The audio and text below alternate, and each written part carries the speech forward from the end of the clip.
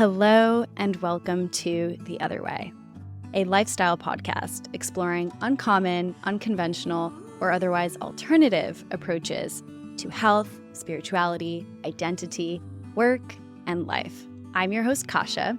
I'm the founder of InFlow, a women's wellness brand that designs intentional products to help women reconnect to their unique cyclical rhythms and find a balance between being and doing. This podcast is an extension of my mission with InFlow. Here, you'll find interviews with inspiring humans, trailblazers, researchers, spiritual teachers, and more, all on the journey of doing things the other way. Now, let's dive in.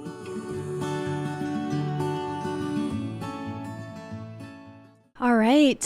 Hello, everyone, and welcome to our final episode of the 2024 season of The Other Way. I am so excited to have you here. We have a very special guest. Zoe is here with us today, my dog. And as we wrap up the season, if you are watching this on YouTube or on Spotify, you'll see perhaps that it is snowing. It is snowing. It is the first snow of the season here. I am on the East Coast visiting my family here in Terrytown, feeling so cozy in sweatpants on this beautiful Friday before I take the rest of the year off. And I'm quite excited about it because as I wrap up this year and I take a pause from work, both the podcast, we're going on a season break, and I'm also taking a break from my consulting job, and InFlow is on holiday break, my business. I'm just so looking forward to that. And I'm also taking a break off of social media for pretty much all of the month of January is my intention. So I'm going to be deleting all the accounts after this episode goes live and we promote this, and then that's it. So yes, I'm so excited to be here with you today. And this is my second time recording this update. The first one did not record properly. And I feel like it was kind of meant to be in a way, because what better way to end the season than to actually be recording when it's snowing outside? It's so perfect. So perfect. And I'm definitely feeling the call to go into my wintry mode at this point. I feel the urge to slow down. As much as I love California, I absolutely love being able to feel the season here on the East Coast. We don't really get as much of that in Northern California. Of course, in Tahoe, once you get up to the mountains, go further north, you feel a bit more of that, but this is just so special. So I'm excited to share it with you. All right, so agenda for our chat today, I'm going to be sharing a bit of a life update about my mom, about what's going on in my world. And then I'd love to spend some time doing some reflections on 2024, intention setting for 2025. And I'd also love to share with you what I am doing this year instead of goal setting. So I definitely have some high-level intentions for my business, for my personal life and stuff like that, but I'm actually going about it quite differently. So I'm going to share a bit about what I've been incorporating in terms of more values-driven intentions versus goal-driven intentions, and I'll talk about the difference between the two, how, if this is something that you're interested in, how you can start to lean into that, and really why I'm starting this practice. And this is something new for me because I have been setting goals since I was about 19, so since about 2008 or so. So taking this different approach is something very different, but I've been leaning into this since September, and it's been really positive in my life. All right, so let's start by offering up some reflections. So I think it is fair to say that 2024 was a bit of a doozy. It was definitely not what I expected. For context, I was looking back at some of my goals at the end of 2023, going into 2024, and I remember entering the year full swing, guns blazing. I was about to launch my business, the product that I had been working on for over a year, InFlow, which is my woman's wellness brand that designs products that help women reconnect to their feminine rhythms, to their feminine cycle. Our first product is a planner, and it was about to go live in January. So we had just wrapped up our photo shoots. We were kicking off some of our pre-sale, and I was just guns blazing focused on that. This was also the year that my husband and I got really clear that we wanted to have children, and so that was definitely like a focus in my life. And I started off the year really just fixated on that, and it kind of went sideways, I would say, from the beginning. The business launched, but I found myself spiraling into some of the old patterns that I was personally trying to break around how I was running the business. I was really, really tied to the end goal, the end states. I looked at some of my goals for 2024, and I wanted to become net profitable with my business. I had the intention of moving into a new home with my husband. Had the intention of having a baby. Teaser, none of those things happened. I'll share where I'm at, but it's just so interesting to reflect on that. And really also on a personal note, this is the first year where my kind of mind-focused goals, the goals that were focused on specific outcomes, the goals that were focused on doing, really, in many ways, that they did not come to fruition. And I share this as a really self-proclaimed recovering type A, that up until this point, every goal that I had set for myself, most of the goals, let's say 80%, because I always overstrived a bit, they would come true.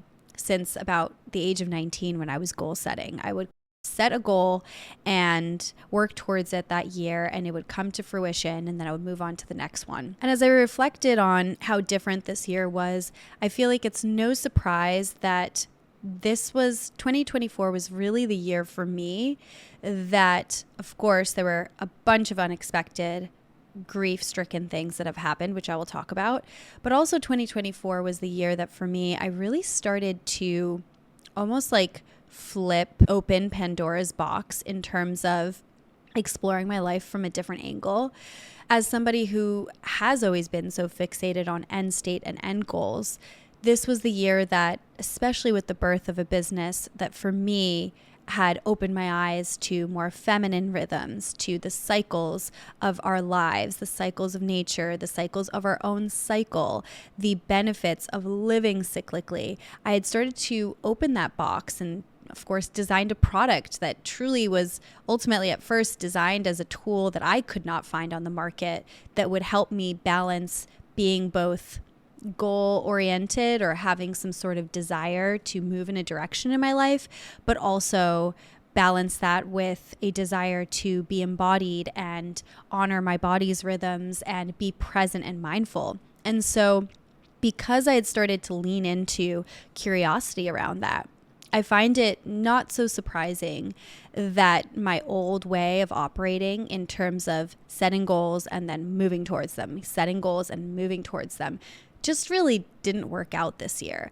And I feel as though the awareness that I had around this pattern wasn't enough. As I reflect on this year, it was truly an earthquake. And it really shook up what I used to do, how I used to do it, my priorities, and really brought a lot of things to clarity for me. And even though the things that I had intended, almost none of them came to fruition, the gifts that I received this year, those gifts were definitely the ones that I needed. They're not the ones that I wanted. They're not the ones that were even on my radar, but they are definitely the ones that I needed. So just to walk you through the ups and downs of 2024, I went into January launching my pre-sale. I miscarried. It was in April that I miscarried. A couple of months later, I had surgery for later it was confirmed benign tumor that I had. And then in June, my mom was diagnosed with stage 4 pancreatic cancer. And my husband and I basically moved to New York for a couple of months. My life was really put on pause for a bit. And I'm regrouping at the end of the year, feeling so deeply grateful that my mom is responding well to chemo, that we are celebrating the end of the year with her, because that truly was not really definitely not a guaranteed possibility back in July. Yeah, definitely a wild, wild year. And as I reflect on all of that, I also, quite honestly, can so deeply appreciate the fact that I am here right now speaking to you in Terrytown with my entire family in a very grateful position, because we didn't know that this would necessarily be the case. So this year has been a blessing in so many ways. And although it's been really difficult, there have also been so many powerful learnings. And I shared some of these learnings as they were coming through on earlier episodes, but I want to also share, just explicitly name some of the gifts that came through in this wild year that was quite challenging, completely unexpected, and that really uprooted my life. So I'm going to go through each of them for a bit. So one of the gifts that I definitely received this year was learning the lesson of surrender. I feel like previously, again, going back to my patterning of being such a grasper, somebody who created a goal and latched onto it and worked towards it, that Capricorn energy, full throttle, I was really resistant to surrender. I understood it in concept, but there was also this aspect of, how can I surrender? I'm not where I want to be. I'm moving towards that thing. Surrendering is letting go. It's the opposite of what has worked for me in the past. And I really, really resisted that. And I would say that my mom's diagnosis was really the first experience that I had, even more so than the miscarriage, the first experience that I had around really accepting surrender. Because even with the miscarriage, I was like, oh, it's not meant to be, right? I was still creating a narrative for myself around it. And I think those narratives are fine, but sometimes hopelessness, as weird as it sounds, just accepting our helpless, hopeless place here on earth is actually extremely, extremely calming and extremely humbling, and also a gift in and of itself. And that is the lesson that I got with surrender, especially around my mom's diagnosis, where of course I hoped for a specific outcome. Of course, this wasn't the outcome or the circumstance that I wanted to be in, but I could both hope for the best, grieve what is currently, and also just let go that there is only so much that I can do. My entire family and I rallied around getting my mom the right care, finding the right doctor. But beyond that, beyond all of that information that we digested to get her on track, there was an element of just releasing what will be. And surrender is not giving up. That is one thing that I realized. It is not giving up hope. It is not just becoming apathetic. It is about releasing the illusion of control. And this was a powerful, powerful lesson for me. The second lesson for me, which really came together in tandem, or not really lesson, but gift, was going into 2024. I had a really huge intention all over my vision board as I was looking back at this. I had so many messages coming through about how I wanted to deepen my spiritual practice. And I definitely felt as though my practice was on a surface level, where I would meditate and I would attend some retreats and I would go deeper and I would have these brinks of calm, peace, tranquility, and experiences of surrender. But really, 2024, this is the year that I really went deep into it. I found my teacher, May Elliott, one of many teachers that I work with, but an incredible teacher that I was able to lean on during this time. She's a both Vipassana insight style meditation teacher, but also she is trained in the Soto Zen tradition. And the difficulty of the circumstances that I was going through really allowed me to go deeper into my practice. And I think that that's a gift that I wouldn't have received, the depth and the power of Buddhism, of meditation, of experiencing the wisdom in my own body that really came through this year. And alongside with that, and this is Number 3, in terms of gifts, I really started to experience in my body firsthand, witness the non-dual nature of things. So as a very black and white thinker, right, things are either good or bad. I'm either succeeding or failing. It was very difficult for me to embrace the shades of gray in between. But through my meditation practice, through the practice of surrender, I was able to actually see the space between. And that also came through with my mom's diagnosis, especially, but being able to both hold hope and grief at the same time. Grieve what has been lost, but also hope for the future. Hold the reality that the future may not look the way I want it to, but hope that the outcome will be the best outcome. And this is just so powerful to be able to see this firsthand, because it really leaves room and space for compassion. It did for me. It allowed me to have compassion for the situation, for the difficult times, for myself. And that really stemmed from not being as hard and fast about right or wrong, black or white, good or bad, but perhaps a bit of both. That was such a beautiful gift. And that really led to gift number 4 on the list, which is the surprise that I had, where there were actually many times in my life this past year that I experienced contentment. And not just a little bit of contentment, but almost like a state of deep, deep, deep contentment that lasted for long periods of time. And I don't know if that came with the zooming out of my perspective that came through, or all of the other gifts combined that led to this.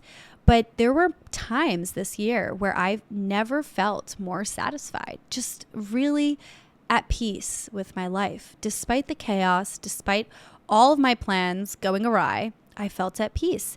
And it was that experience that really drilled home the lesson of my perspective really drives my reality. And there were multiple examples of this that really came through. One example was the one that I mentioned, where my mom has this horrible diagnosis. We as a family could choose to grieve the situation at great length, or we could grieve it and also find joy and love and peace in the moments that we have. Not every family has the good fortune of being able to have this health scare, but also have additional time with a loved one. That is a gift. And not every person responds to chemo as well as my mom has been responding to chemo, especially for stage 4 pancreatic cancer. That is a gift. And so being able to take what felt like a curse and actually see the gift in it, I was able to start to do that in other aspects of my life. Another example, I had a very strict goal of success for me would be that by the end of the year, I would no longer be consulting, that I would be working full time on my business InFlow.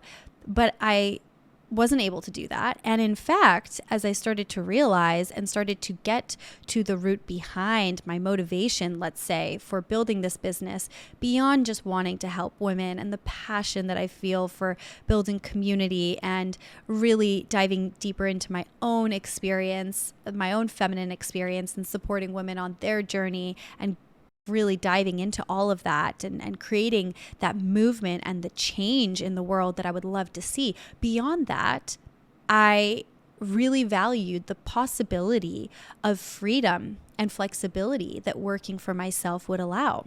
And I was disregarding the gift that I was getting and still do from my consulting job. It is flexible. I have a couple of days a week that I am committed and 100% on for this other company that I work for. And I had been viewing that as almost like a sign of my failure versus the gift that it was. Again, just a slight shift in perspective. If my values are freedom and flexibility, is there more than one way to get there? And these lessons, these gifts are some of the beautiful gifts that I got this year. I did not ask for them, but they are absolutely the ones that I needed, and deep down, the ones that I wanted.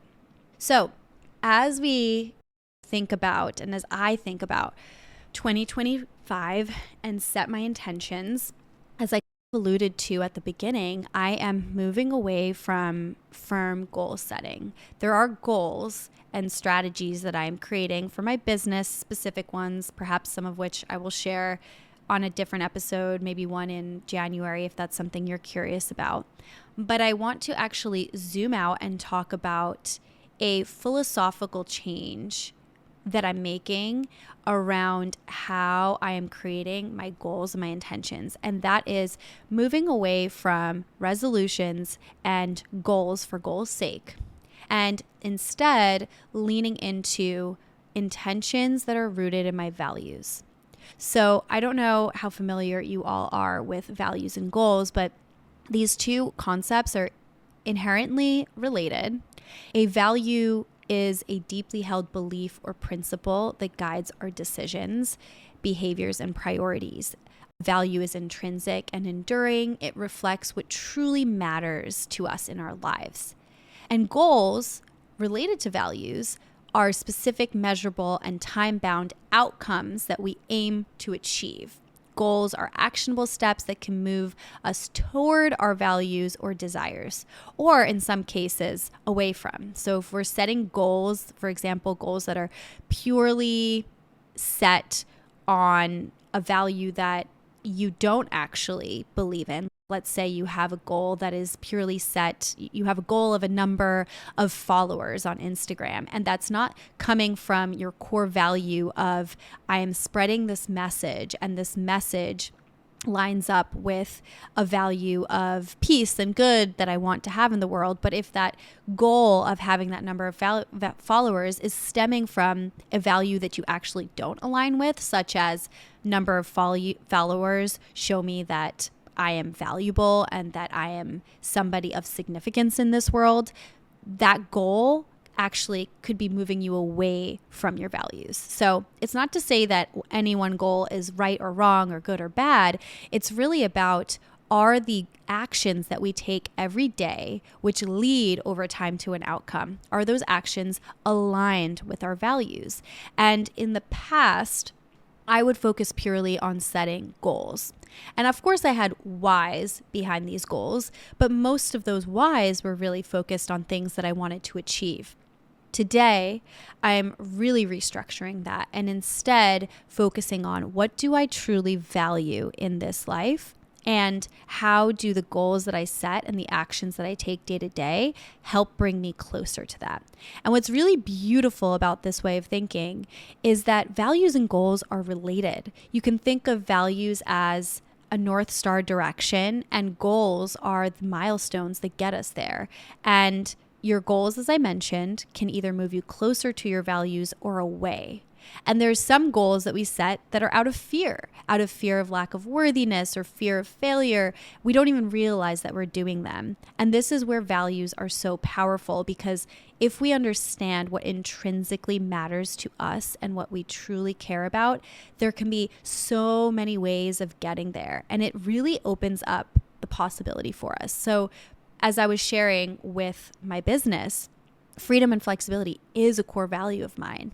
And I actually get quite a lot of that consulting. And it wasn't the goal that I had set for myself to find consulting gigs or work on consulting jobs beyond a certain set period of time. But I would actually argue, as I reflect on that goal, that kind of cutoff date, was motivated by more of a fear of failure, as though my business wasn't where I wanted it to be. And that is really what was driving my desire to get to X place with InFlow at the time. So with that being said, I want to share a bit about my values in case you're curious, because these values are really going to be bringing me into 2025 and beyond, and they can evolve and shift over time, but these are the ones that I've really landed on. I also want to share, if you are curious about this and you love it, I am going to put together a free Google Doc, literally, in the show notes that you can click on, which has 2 options for exercises you can do if you want to explore your values yourself. So one exercise is more of a top-down exercise, which means that you have a list of words that you might explore, and you can start to pick words that resonate with you and then start to go through a process of elimination to get down to 4 to 6 words. And another process is more of a Q&A style process for which you can use ChatGPT. Okay, we are back without Zoe. Zoe has exited to go elsewhere. Okay, so I want to talk briefly about the values that I have identified for myself for 2025. So I have number 1 on discovery, embracing the wonder and inspiration of a new place or revisiting an old place that I love, being immersed in culture and people, imagining different ways of living on discovery. Number 2, spiritual connection, exploring my own inner world, being present in the moment, practicing mindfulness, studying Buddhism, learning from great teachers. Number 3, accomplishment and potential impact, doing things in the world that I feel proud of, that leave a positive mark. And I actually just want to pause on this one for a minute. So this one actually before was achievement and impact, but I realized that achievement meant that I wouldn't be living my value unless I was having an impact, unless I was achieving. But achieving something sometimes requires outside influence. Like, it's not always within our control. And instead of making an action that I'm taking worth doing based on the outcome, I wanted it to be more focused on the journey. And so I changed this to accomplishment and potential impact as a driver. So the potential of making an impact, the potential of accomplishing something that I'm proud of, or accomplishment in general, because I can feel accomplished even if I haven't achieved, right? Let's say I learned how to do something that I thought would have an impact, and unfortunately it didn't have an impact, but I walked away with an incredible learning. That could still be an accomplishment. So I changed this one actually. And that's an example of how to make sure that the values that you are choosing are in alignment with you and maybe not as much of an outside influence, although some values might be influenced by the outside as well. Nourishment and Self-Care is number 4. So that speaks to taking care of my body, self-care, daily movement, having financial security, connection, and loving others and being loved. And then number 6, personal growth and learning, expanding my mind and horizon. That is showing up through my herbalism class this year. That is showing up through taking on new endeavors like writing. And then number 7, freedom and flexibility, the freedom to design my life according to my values, having the flexibility of time, financial independence, and the ability to make choices that align with my personal and professional goals. These feel really good. They feel so good to read back to you. They feel super, super aligned. And when I read them, I don't feel like I am not there yet. I actually feel quite good, because a lot of the time, the goals that we set are purely from a place of lack. Like, we are not at the level that we want to be. We have not found the partner or made enough money or moved to the house. And although all of those things are very real and things to aspire towards, focusing on the values feels like more of a present moment experience as opposed to a focus on the future state. So how does this translate for me in 2025, right? So I have these values, and what does this mean? Do I just read these every day? Like, are these the goals? Do I not have goals in my business that I've created? And I want to share that I absolutely have goals, but all of those goals I am filtering through the lens of these values that I've created for myself. And last night I worked on a vision board. A vision board is really just a piece of it's a visual, almost like visual collection of images that represent some aspect of future vision or values. For me, it was a mix of both. It was really a visual representation of my values and also things that I'm working towards in my life. And I also will hyperlink my vision board in the show notes in case you want to see it. But the vision board for me was just a creative way to start to express more specifically, not just my values, but also what am I calling in my life. And I'm going to share some of the themes that came up, which will really translate to the goals that I'm creating. So for my spiritual practice, that was front and center. I had a quote from the Buddha on it, cultivating my Sangha, the discipline of my meditation practice. I'm going on a 7-day retreat in January, silent retreat. That is part of that cultivation of my deeper spiritual practice. I really want to lean into the wisdom of Buddhism in 2025 and see how that serves me.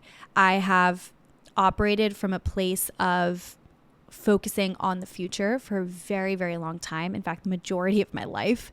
And I have been practicing living cyclically, cycle syncing, but I still have that underlying angst within me of, will this be okay? The restlessness of, will I be okay if I'm not constantly striving? Because it's brought me so much success in the past that it's almost scary to let go of that. But the contentment that I feel after a meditation retreat, or the contentment that I feel when I am appreciating not where I want to be, but really appreciating where I am, is just so profound and so peaceful that I want to explore this. And so central for me is truly this spiritual practice.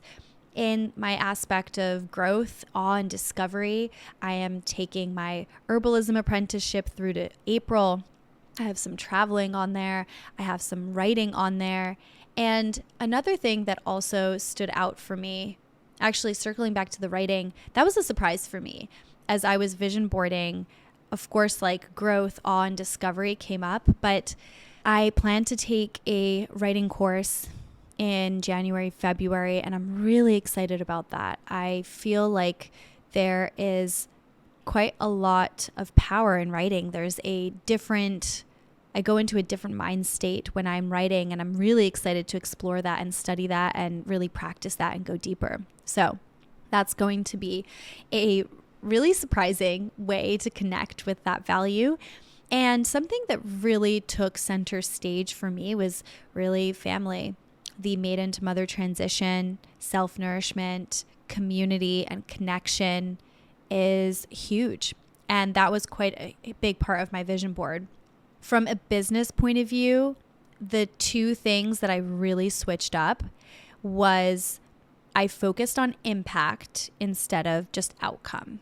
And impact can be an outcome, but I previously measured success purely from a financial point of view. And although I have financial freedom and abundance on my vision board and something that I'm working towards, which is in alignment with my values of freedom and flexibility, I am really focused in 2025 on impact. And that looks like really educating and spreading awareness on the belief that drives InFlow, that drives the other way, this podcast, the belief that for women, there is deep wisdom within us. There is deep wisdom in living in alignment with cycles. That means our feminine cycles. That means the cycles of nature.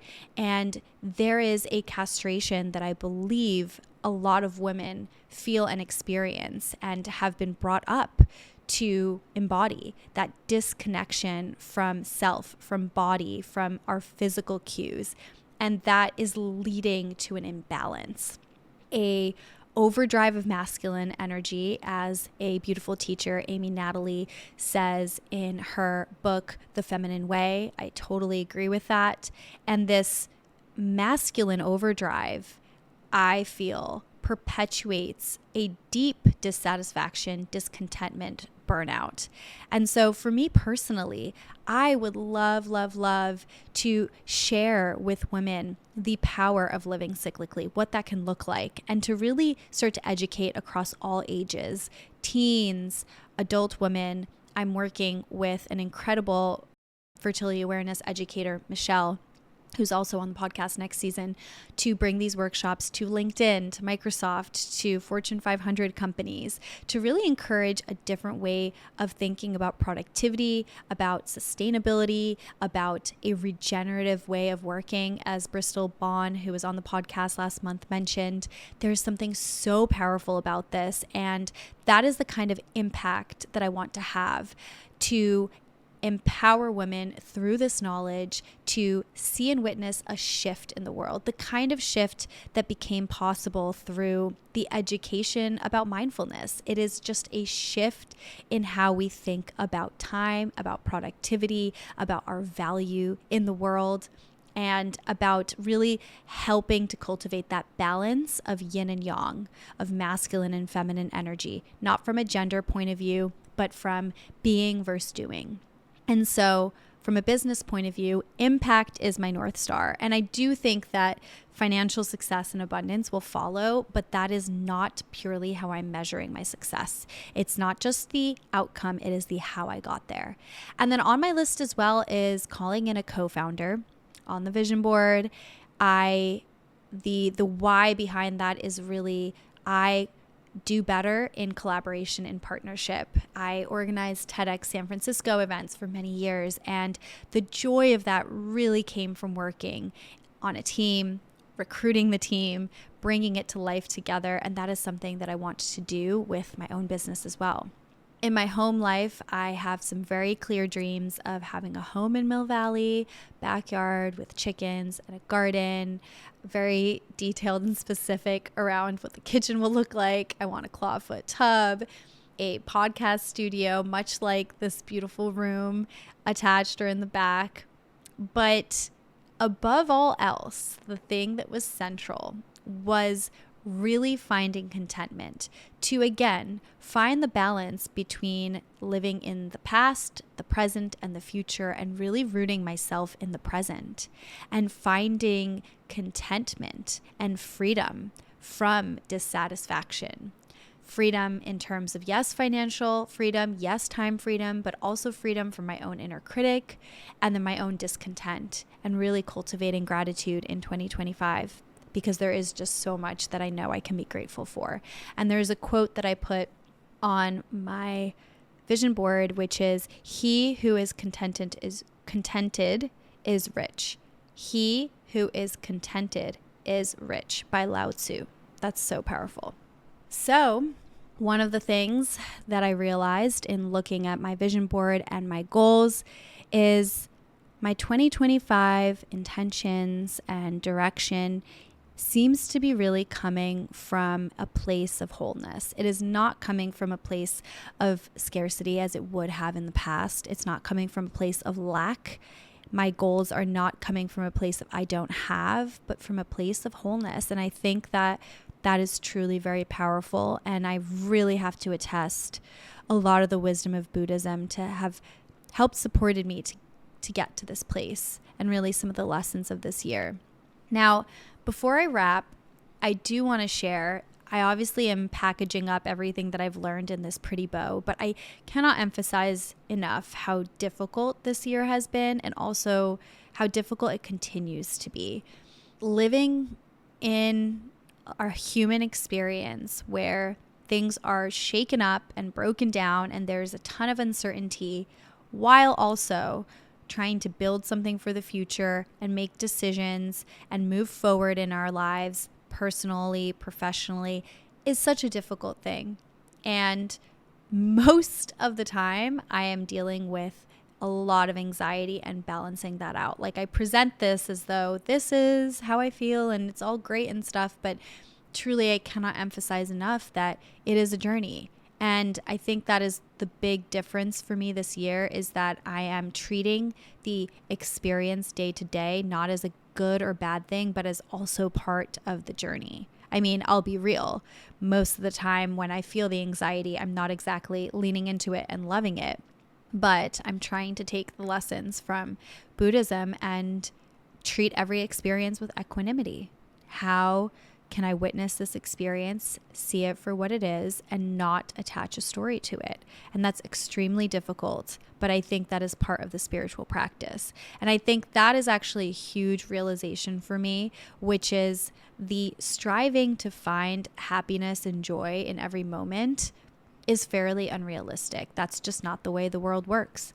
Striving to find equanimity and peace in every moment, I think, is a bit more realistic. And that's definitely on the docket for 2025. So before I wrap this up, I wanted to answer a couple of Q&A questions that I got.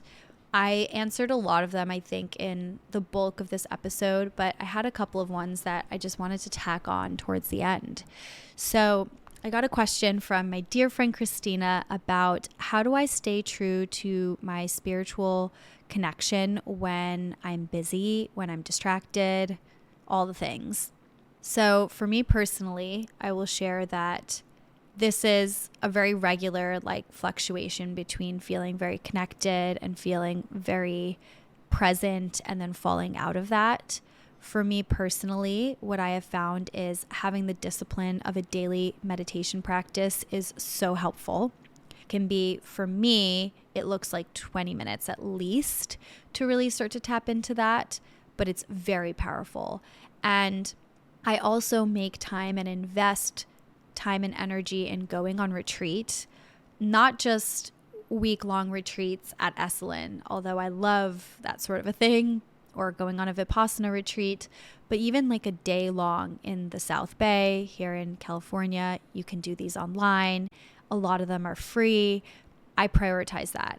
I rarely want to do it when the time comes around, but I have the discipline to go and be present, and it really resets things for me. I think it's so important to acknowledge that our world right now is filled with so much noise. And this is also part of the reason why I'm taking a break from social media, because just as we can program behaviors and thoughts and perceptions into AI, our brain is no different. We are taking in noise from media, noise from Instagram, and we're largely not able to filter that. The only filter we have is to turn the app off or get off of it. And so with all of this noise, our brains are constantly processing, and it can be so easy to live up here versus a bit more down here. Chinese medicine says that the mind is the heart organ. I think that's so beautiful. And I just think it's the wisdom of really connecting to that.